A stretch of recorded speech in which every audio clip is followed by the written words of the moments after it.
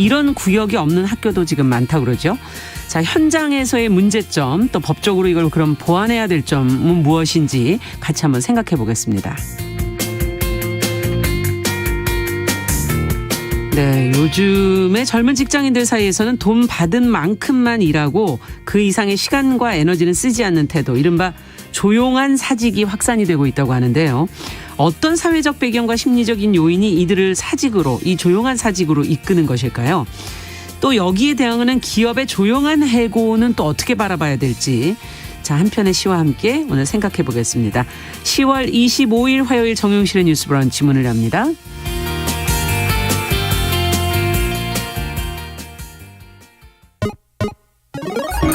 Ladies and gentlemen. 새로운 시각으로 세상을 봅니다. 정용실의 뉴스 브런치 뉴스픽. 네, 정용실의 뉴스 브런치 청취자 여러분들과 언제나 함께하고 있습니다. 오늘도 유튜브, 콩앱, 라디오로 들으시면서 의견 보내주십시오. 저희가 방송 중에 반영하도록 하겠습니다. 자, 첫 코너 뉴스픽으로 시작하겠습니다. 신보라 국민의힘 전 의원 어서 오십시오. 네, 안녕하세요. 네, 조성실 정치하는 엄마들 전 대표 어서 오십시오. 네, 반갑습니다. 자, 앞서 제가 말씀드린 얘기부터 오늘 좀 시작해 볼까 합니다. 스쿨존 주정차, 이걸 지금 법으로 금지한 지가 1년이 지났는데 불법으로 정차하는 차량이 줄지 않고 있다는 보도들이 나오고 그 수치도 엄청 크더라고요. 자, 어떤 문제들이 지적이 되고 있는지 신보라 의원께서 좀 정리를 해 주시죠. 네, 지난해 10월 21일이었는데요. 네. 어린이 등하교 안전을 위해서 도로교통법 개정안이 통과됐고 그에 따른 시행령이 개정이 됐습니다. 네. 어린이 보호구역 내 모든 도로에서 차량의 주정차가 금지된 것이 골자인데 이를 위반하면 승용차는 12만 원, 승합차는 13만 원의 과태료를 물게 되어 있습니다. 네. 다만 지정된 안심 승하차 존에 한해서만 차량을 5분간 임시 정차하는 것이 허용이 되어 왔는데요. 네. 하지만 시행 1년째이지만 여전히 현장에서는 불법 주정차가 기승을 부린다고 합니다. 스쿨존 내 불법 주정차 위반 건수만 올 들어 10만여 건이 넘는 것으로 확인이 됐는데요. 예. 서울시가 제출한 스쿨존 내 불법 주정차 단속 건수 자료를 보면 개정안이 시행된 올해 1에서 3분기에만 총 10만 8,531건이 적발이 됐습니다.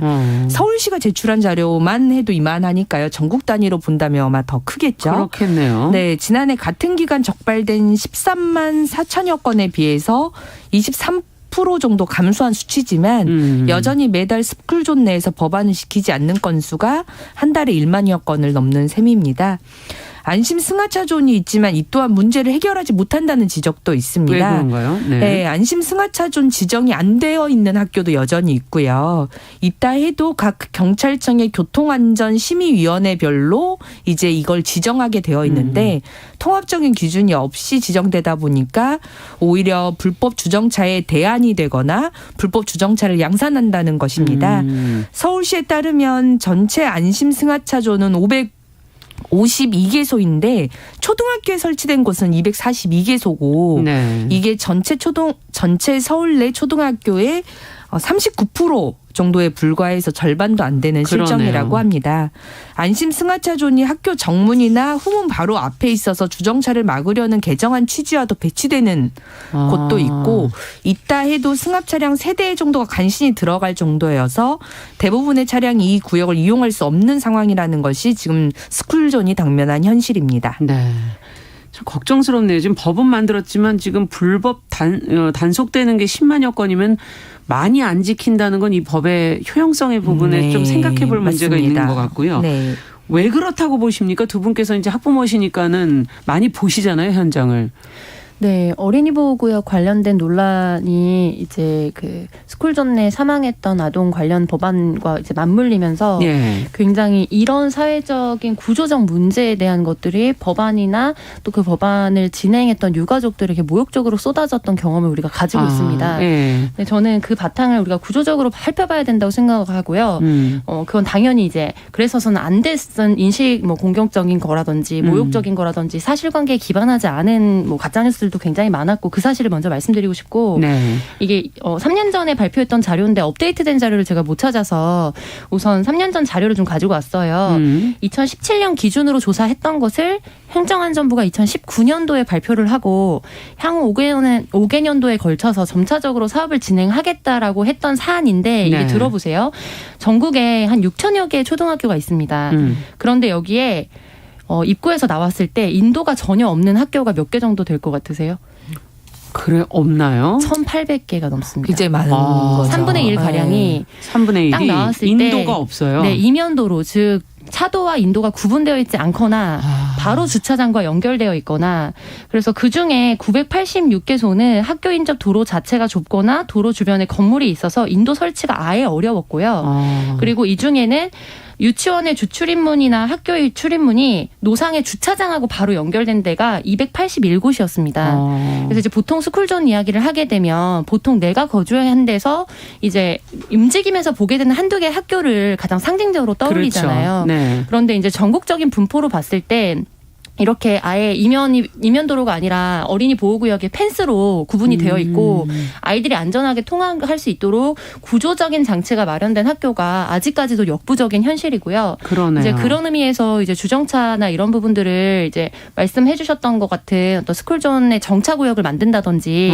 이런 사업으로 하고는 있지만 현실적인 한계는 이거를 무슨 시범 사업이나 혹은 혁신 사업이나 이런 식으로 공모해서 좀 진행을 많이 하고 있고 지금 앞서 말씀드렸던 이런 학교들이 주로 문제거든요. 네. 그래서 국회에서 자료를 받아봤을 때에도 5년 내 10년 내 스쿨존 내 사고 및 사망 아동 현황 같은 자료를 뽑아보면 경기도의 특정 지역 학교 몇 개는 계속 상위 10위권과 사망자가 몇 년 단위로 발생한 학교들이 있습니다. 아, 반복될 수밖에 없는 거 그래서 구조적인 이게, 문제이기 사각지대에서 때문에. 보이지 않는 것과 그리고 영유아 특히 초등 저학년들까지는 이제 시속 30km가 넘어가는 물체에 대해서 이제 어른처럼 똑같이 이렇게 식별할 수 있는 능력이 아직 인지적으로 그렇죠. 떨어지거든요. 그래서 네. 이런 여러 가지 종합적인 것들이 있기 때문에 좀 현실적으로 학교별로 시급하게 운영위원회나 또 지자체나 그리고 뭐 경찰청이나 뭐 구조적인 접근을 해야 되겠지만 학교 부지를 일정 부분 심의를 통과해서 원래 벽이 이렇게 바깥쪽에 있다면 안쪽으로 들여놓고. 도로를 만들 수 있도록 네. 도로 전용으로 허가를 변경한다든지 이런 사례들도 있어요. 예. 그래서 실질적으로 지금 내 아이가 다니고 있거나 우리 동네에 있는 학교가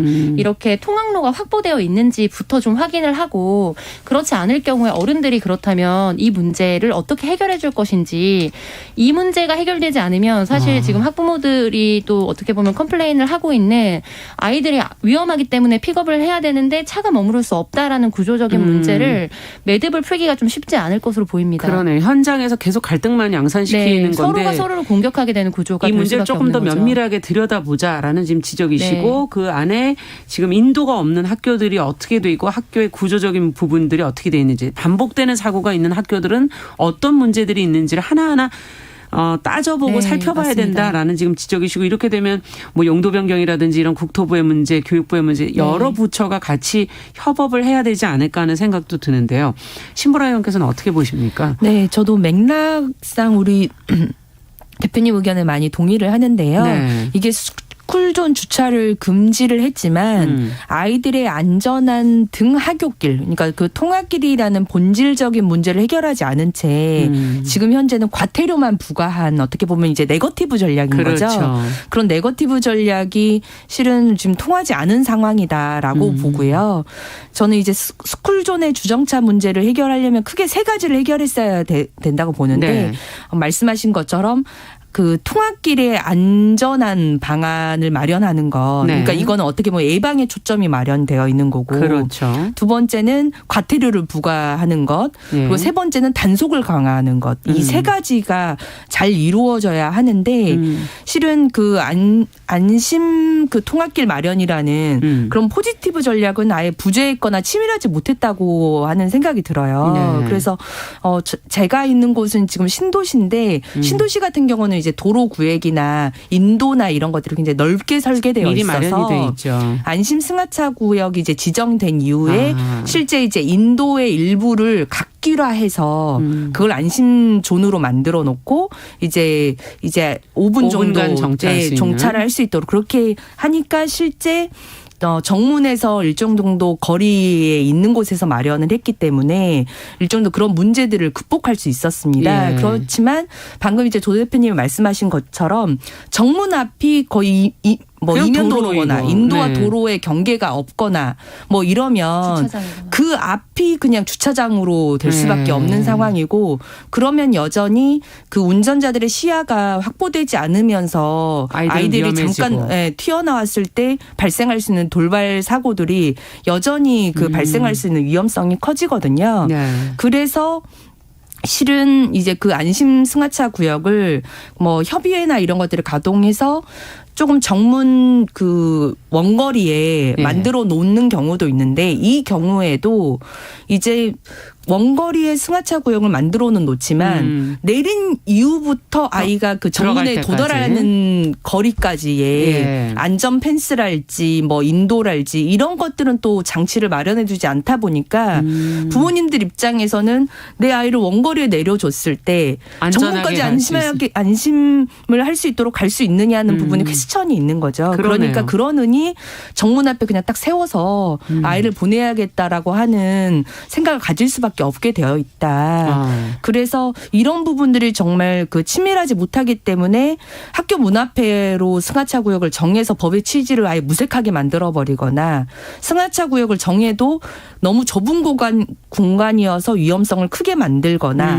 그래서 멀리 만들어도 안전 확보가 안 되어서 위험을 감수하는 그런 상황이 지금 반복적으로 그렇군요. 일어나고 있다. 이게 가장 큰 문제라고 저는 보여집니다. 지금 말씀하신 부분들을 지금 다 지적을 해주셨는데 이재영님께서는 편법으로 지금 대부분 주차를 하면서 네. 등교시키고 단속도 아예 없고 예. 근데 특히 비 오는 날에 차량과 아이들이 너무나 위험하게 맞아요. 등교를 하고 있다는 걸 좀 알아달라는 걸 네. 좀 적으셨어요. 네, 맞습니다. 학교 등교길에는 학교 경계 담장 기준으로 1km 이내에는 차량이 그럼 아예 다니지 않도록 해야 되는 거 아니겠느냐는 지금 얘기를 주셨고 특히 비 오는 날 우산을 쓰기 때문에 아이들은 키가 작기 때문에 더 위험한 걸 지적해 주셨고 장재영님은 이면도로 인도 차도 구분도 없고 선만 그어놨고 사실상 주차장이 되고 있다. 네. 이렇게 지금 쓰셨습니다. 아, 참 어떻게 해야 될까요? 이 안심 승하차존도 과연 답이 될까? 5분으로 정해놓은 이런 시간에 어떤 문제점은 없는 걸까? 요 부분도 한번 좀 짚어주시죠, 두 분께서. 그래서 저는 이럴 때 정책 의지와 대통령의 역할이 가장 중요하다고 생각을 하거든요. 예. 그래서 우리가 어떤 입법의 사각지대가 있을 때 법안을 이제 개정을 하고 그리고 각 부처별로 그 법안의 의무가 병기되어 있는 경우에는 그 의무에 근거해서 이제 국회가 각 부처의 장관이나 혹은 담당자에게 왜 의무를 수행하지 않았느냐라고 이제 질책하거나 권고할 수 있는 권한을 갖고 있습니다. 그렇죠. 그런데 우리가 가장 어려운 형태의 일은 뭐냐면 행정부처가 역할이 다 쪼개져 있는 경우예요. 그러니까 이번 사안 같은 경우에 예를 들면 행정안전부에서는 이 사업을 이미 이제 스쿨존이 국민적 관심을 갖기 전에 이제 파악을 하고 점차적으로 진행을 하겠다고 했고 네. 그리고 지난 사고를 겪으면서 경찰청과 이제 이런 쪽에서는 또 법안을 강화하고 단속을 강화하겠다고 했고 네. 그리고 교육청 하에서 여러 가지 용도 변경이라든지 부지의 이용이라든지 그렇죠. 이런 부분에 대한 것들이 필요하거든요. 근데 네. 제가 알기로는 아직까지는 어떻게 보면은 각 학교의 이제 위원회별로 역할과 열정에 따라서 문제의식에 따라서 그리고 지자체장이나 학교 장의 의지에 따라서 좀 재량껏 이루어지고 있는 현실인 것 같아요. 그러니까 위에서 하달되는 형태는 어떻게 보면 범칙금을 올리고 과태료를 부과하겠다라는 일방적인 통보가 있는데 구조적인 개선이 되지 않은 상황에서 해법을 생산적으로 그렇죠. 찾는 거는 어떻게 보면 자구책으로 각계의 전투를 하고 있는 상황인 거죠. 그래서 이런 부분에서 범부처 합동으로 무언가를 할 수 있도록 지시를 하고 대통령의 의지를 천명하는 것 이것이야말로 어떻게 보면은 정권에서 가장 강력하게 할 수 있는 것이고 해야 하는 일이거든요.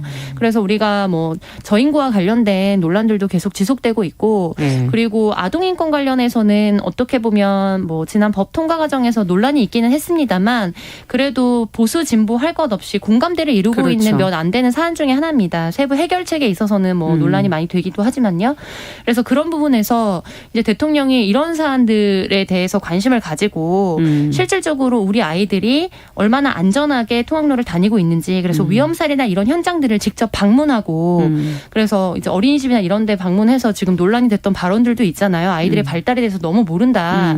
그래서 그런 부분들에 있어서 모른다면 배워야 된다고 저는 생각하고요. 네. 그래서 현장을 우선 가보고 범부처별로 전문가들이 여기에 대해서 어떻게 연착륙할 수 있도록 그렇죠. 그러니까 우리가 당장 바뀔 수는 사실 없겠죠. 예. 시간이 좀 필요할 겁니다. 그렇지만 그럼에도 불구하고 서로가 서로를 저격하면서 비난하는 형태가 아니라 최종적으로 아이들에게 어떤 것이 안전한지 공동 집단지성을 좀 마련할 수 있도록 정책 의지를 실현해야 한다. 네. 대통령의 역할이 크다고 봅니다. 네. 어쨌든 모든 정책이 이제 위에는 의지고 밑에 네, 현실을 봤을 때는 조금 다양하기 때문에 밑에서 서구되어지는 필요한 것들을 의견이 좀 올라가서 그것이 반영이 될 수 있다면 어떨까 그런 생각도 들기도 하고요. 지금 재량껏 한다는 거는 결국 시스템이 없다는 네. 얘기로도 좀 들리기도 하거든요. 어떻게 보세요? 네, 그 안심 승하차종 같은 경우에는 5분으로 정해진 것의 시간. 문제는 네. 특별히 그 문제되는 게 별로 없어요. 왜냐하면 어차피 그 5분이라는 게 실은 안심 승하차 존이 있으면 그냥 쭉 그냥 계속 대기하고 있다가 그 존에 딱 도달했을 때 아이를 내리고. 내려주고 가는 그 시간에 5분인 거거든요. 예. 그러니까 실은 5분의 문제가 아니라 어디에 지정을 하고 장소의 어떤 위치. 방식으로 설계를 하고 마련을 하고 네. 그다음에 그 승하차 존에서 문 앞까지 정문 앞까지 학생들을 어떻게 안전하게 도달할 것인가 이 문제이기 때문에 그 문제는 조선일 대표님 말씀하신 것처럼 실은 범부처 간 지자체 학교 그리고 일선 이제 경찰청까지 함께 합동으로 좀 해결해야 되는 문제다라고 그러네요. 보여집니다. 왜냐하면 앞이 어쨌든 이면도로고 뭐 골목길이다라고 하면 미리 내려줬을 때 또 위험에 처할 수 네, 있으니까. 맞습니다. 그리고 실제 그런 골목길에 학교가 있는 경우에는 대부분 그 근처의 집들이 주차 공간이 없기 때문에 그런 학교 앞 골목을 다 주차장으로 사용하고 있는 현실도 있거든요. 그렇죠. 그러면 지자체 구청과 협의를 해서 따로 그분들을 위한 주차 시민들을 공간을 위한 주차 마련한다. 공간을 마련을 해주고 맞습니다. 네, 그다음에 그 어떤 여백의 공간을 마련을 해서 안심 승하차 존을 지정하는 이제 그런 문제들과 연동이 될 수밖에 없기 때문에 그렇죠. 이런 협업이 중요한 것이거든요. 그런 문제가 실은 본질적인 해결책이다. 그래. 네. 구도심은 사실 주차의 문제가 상당히 네, 심각하기 맞습니다. 때문에 그 문제를 그러면 어떻게 풀어가면서 이 네. 학교 문제를 풀 것이냐. 어쨌든 그 교문에서부터 승하차 존에서부터 교문까지의 안전을 어떻게 확보할 거냐. 이런 것들을 구체적으로 만들어야 된다라는 얘기신데. 자, 그러면 스쿨존 운영에 대해서 아예 전반적으로 한번 얘기 짚어보죠. 두 분과 함께. 결국은 이건 학생들의 안전의 문제인 거기 때문에 무엇보다 중요하고 여기서 지금 뭐 생명을 잃은 아이들이 있기 때문에 저희가 이 문제를 관심을 갖는 거거든요. 어떻게 더 보완을 해야 되겠습니까? 저는 기본적으로 이제 신도시를 건설하는 새롭게 만들어지는 학교는 이제 주변 환경이나 이런 스쿨존 그리고 주차 공간까지 좀 고려를 해서 그렇죠. 학교를 설립해야 된다고 보고요.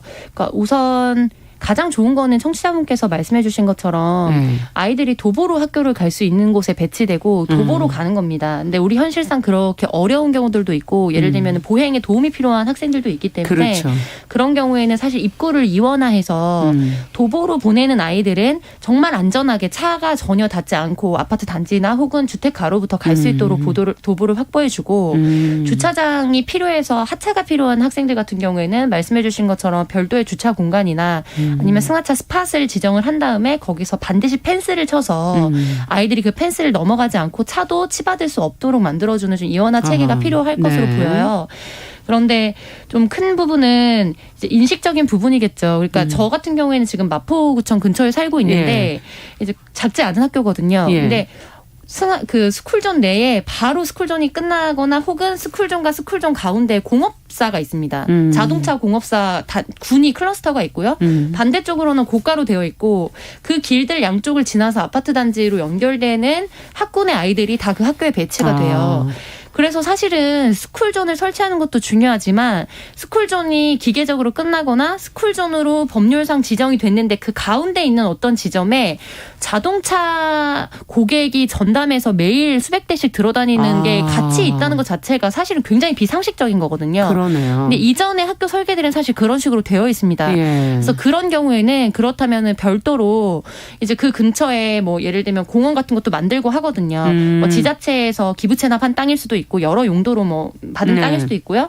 근데 이럴 때 어린이 안전을 위해서 어떻게 상생하게 하고 최대한 이 구획을 이미 있는 공간이라면 확보할 것인가에 대해서 주민들이 좀 참여 형태로 하는 것도 필요하고요. 그 네. 부분에 있어서 강력한 디렉션이 없으면 사실 행정은 움직이지 않거든요. 그렇군요. 네, 그래서 주변에 한번 공간들을 둘러보시고 건축 허가라든지 이런 부분도 네, 다 맞습니다. 연계되어 네. 있다는 말씀이신 그래서 거예요. 유기적으로 연결돼서 이거를 구상하지 않으면 사실 이용자의 관점에서 어린이의 관점에서 봤을 때 굉장히 기이한 도시 구형이 되는 거죠. 그래서 그런 부분에 있어서도 우리가 문제의식을 가질 필요가 있다는 원론적인 얘기도 드리고 싶습니다. 네, 저는 아까 말씀드렸던 것처럼 이 문제를 해결하기 위해서는 세 가지 방향이 중요하다고 하는데 예방의 측면에서는 그런 안심 승하차 존에 대한 어떤 구획 설계 이런 것들이 잘 돼야 되지만 실은 과태료 부과는 이제 법령을 개정해서 1년이 됐지만 이게 여전히 지켜지지 않는 이유는 실은 단속을 또 강화하지 않기 때문이기도 해요. 맞아요. 그래서 실태 지금 그 학교 주변에 주차 광경을 보면 여전히 그 불법 주정차가 기승을 부리고 있다는 그렇죠. 건 단속이 효과를 내고 있지 못하다고 하는 또 방증이기도 합니다.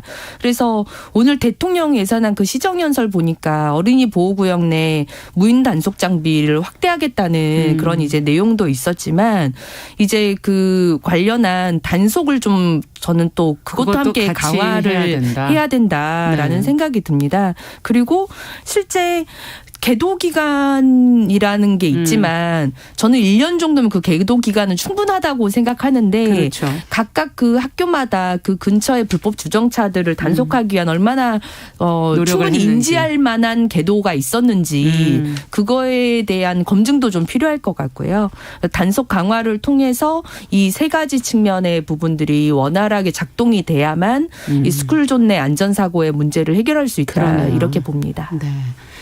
자, 앞으로도 이제 스쿨존 결국 이 법이 중요한 것이 아니라 현실 속에서 이 문제를 어떻게 해결해 갈지 한번 좀 지켜보도록 하고요. 자, 두 번째 뉴스로 가겠습니다. 유제품 기업인 푸르밀 최근 보도가 지금 많이 나오고 있는데 사업을 종료하기로 하면서 지금 직원들이 하루아침에 실업자가 될 위기에 몰렸다는 보도가 나왔거든요.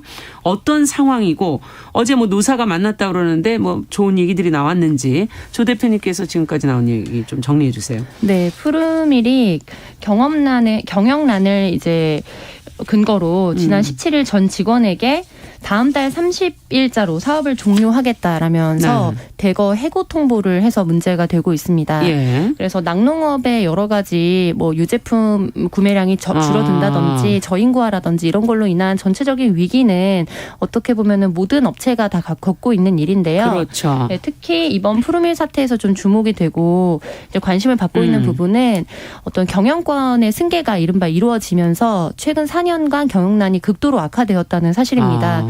그리고 동시에 정부로부터 여러 가지 지원금들을 약 4억 원 가량 받았거든요. 네. 그리고 직전 회장이 퇴직을 하면서 30억 원 정도의 퇴직금을 수령을 했음에도 불구하고 일방적으로 사실은 여기에 근무하고 있는 거의 400여 명 가까운 노동자에 대한 해고 통보가 이루어지면서 이 사태가 어떻게 여러 가지 준법이 위법적인 부분들이 있었는지 없는지. 고용노동부는 네. 좀 조사를 들어간 상황이고요. 여러 가지 기추가 주목되고 있습니다. 네.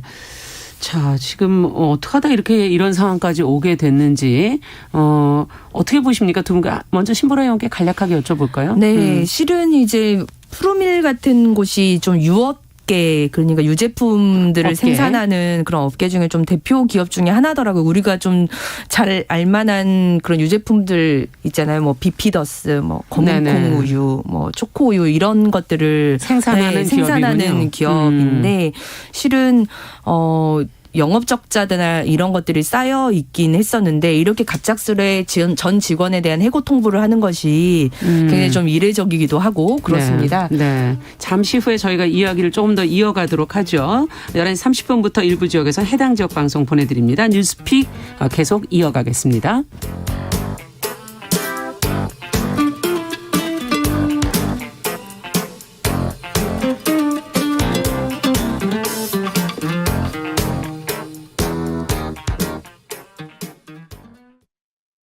지금 시각은 11시 30분입니다. KBS 여러분은 지금 KBS 1라디오 정용실의 뉴스 브런치와 함께하고 계십니다.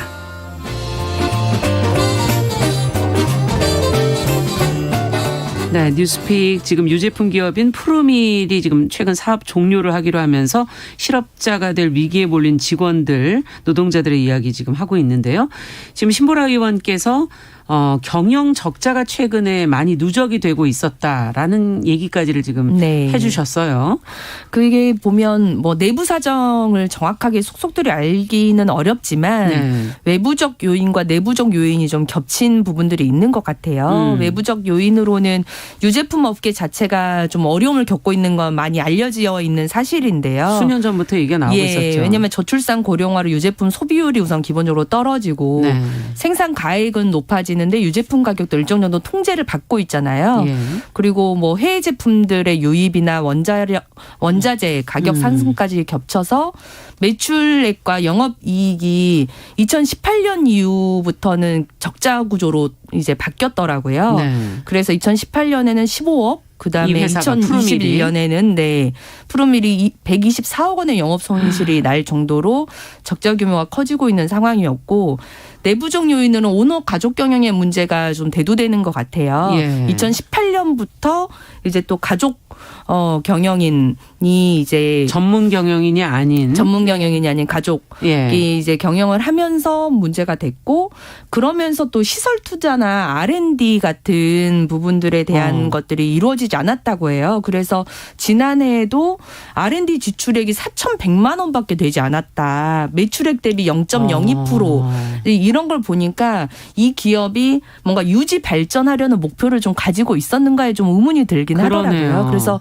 전체적으로는 뭔가 이 대외적 여건과 내부적 요인에 대한 리스크 관리를 실패한 문제가 가장 크지 않았나 저는 이렇게 보고 있습니다. 과연 의지가 있었느냐라는 네. 얘기까지 지금 해주셨는데 네. 조 대표님께서는 자료를 보시면서 어떤 생각이 드셨습니까? 네, 우선 부서장급 같은 경우에는 뭐 지난 1년간 30% 이상 기본급을 삭감하고 사실상 본사의 전 직원들이 1시간 단축 근무를 하면서 경영난에 여러 형태로 대처를 해왔던 것으로 알려져 있거든요. 네. 그럼에도 불구하고 이제 뭐 시설 투자도 그렇지만 사실 낙농업계 혹은 이제 유제품 업계의 위기는 이미 예고된 거기 때문에 다른 업체들도 상품 다각화라든지 여러 가지 다른 판로를 개척하기 위해서 굉장히 많은 노력과 혁신을 하고 있습니다. 네. 근데 그럼에도 불구하고 푸르밀이 이렇게 뭐 처음에는 뭐 몇억 단위 그다음에 몇십억 단위 이렇게 뭐 몇백억 최근 3년 단위인데요? 네. 그런 식으로 기하급수적으로 지금 그 적자가 늘었거든요. 근데 그렇게 된 데에는 경영 무능과 부실이라는 문제가 명확하게 있는 것이고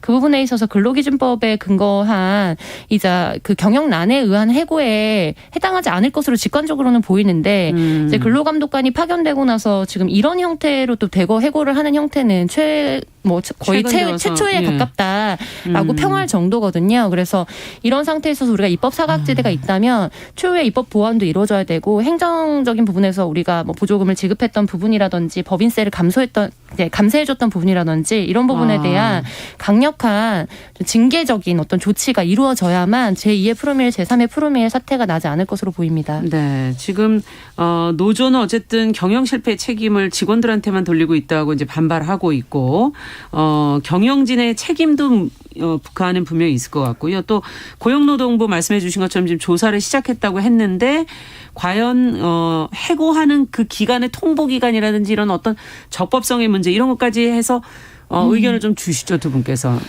우선 그래서 어제 이제 고용노동부 근로감독관 입회하에 노사가 처음으로 이제 대화의 만났어요? 장을 열었더라고요. 네. 그래서 노조위원장이 면담이 2시간 반 정도 진행이 됐는데 예. 이후에 진솔하고 긍정적인 얘기를 나눴다. 서로 상생할 수 있는 방향으로 논의를 진행했고 사측도 성실히 노력하기로 했다라는 이제 노조위원장의 입장이 나왔습니다. 근데 이제 이 협의가 어떻게 진행되는지를 좀 봐야 될 것 같긴 한데요. 네. 기본적으로 이제 근로기준법상 해고 통지는 해고 50일 전까지 통보가 되어야 되는데 예. 지금 이번 해고 통지는 이메일로 통지가 됐고 그게 지난 17일에 통보가 됐기 때문에 다음 달 30일에 이제 사업 종료를 한다고 했거든요. 그게 해고 44일 전이기 때문에 이제 통지 기간을 어긴 부분에 대한 문제도 있을 것 같고요. 그러네요. 또 이게 해고 통지에 따라서 그 전후로 실은 노사가 신의 성실의 원칙에 의해서 굉장히 협의를 잘 해야 되는데 네. 이런 부분을 좀 지키는 건지 잘 준수하는 건지에 따라서 이게 적법한지에 대한 법원 판단에 대한 의견도 좀 갈릴 수 있을 것으로 보입니다. 네. 어떻게 보세요? 네, 지난 5월에 신입사원도 선발을 했거든요. 지난 5월에. 네, 그러니까 최근 한 5개월밖에 안 된 거죠. 아, 그렇군요. 그래서 실업급여라든지 퇴직금도 받지 못하는 상황입니다.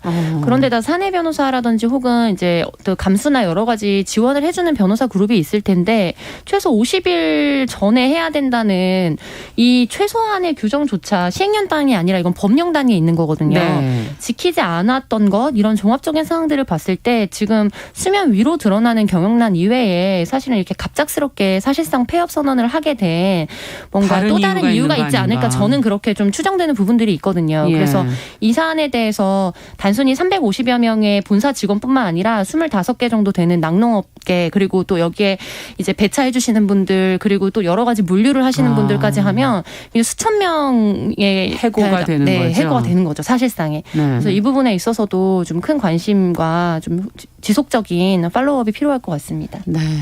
자, 오늘 얘기로 저희가 끝낼 수는 없을 것 같고 이것도 결과가 또 나오게 될 테니까 후에 또 더 자세히 얘기를 해보도록 하죠. 자, 뉴스픽 조성실 정치하는 엄마들 전 대표 신보라 국민의힘 전 의원 두 분과 함께 이야기 나눠봤습니다. 말씀 잘 들었습니다. 감사합니다. 네, 감사합니다. 감사합니다. 남성의 입장에서 여성의 입장을 이해하는 그래서 사실 이 역지사지의 태도가 한국 사회로 지금 필요한 것이 아닌가. 그 어떤 사람들은